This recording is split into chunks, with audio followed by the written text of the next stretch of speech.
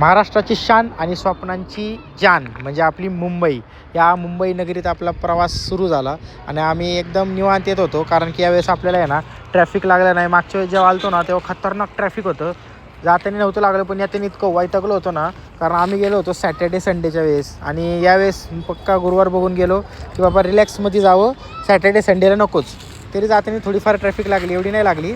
जाताना आम्ही मस्तपैकी जरा थांबलो, फोटो काढले. तसं आमचं आहे ना फोटो काढणं वगैरे ह्याच्याकडे जास्त लक्षच नव्हतं, फक्त आपलं जायचं आहे, आपल्याला दर्शन करायचं आहे, निघायचं आहे, हेच डोक्यात होतं की ट्रॅफिक लागायला नको.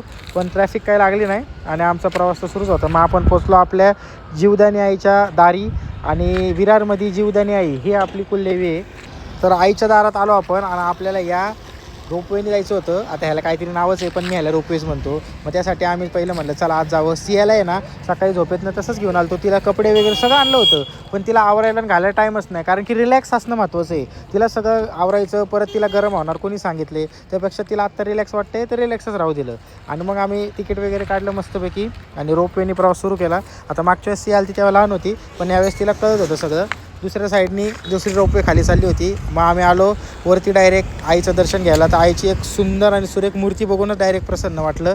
मग आईचं दर्शन घेतलं आणि म्हटलं चला आता खाली जायला निघावं. त्याच्या आधी वरती जरा थांबलो, प्रसाद घेतला. सगळ्यांसाठी प्रसाद घेतलं मी, म्हणजे आपले शेजारी वगैरे जे आहेत ना सगळ्यांसाठी प्रसाद घेऊन आलो. इथं कॅश पैसे द्यायला लागतात, मग कॅश दिले.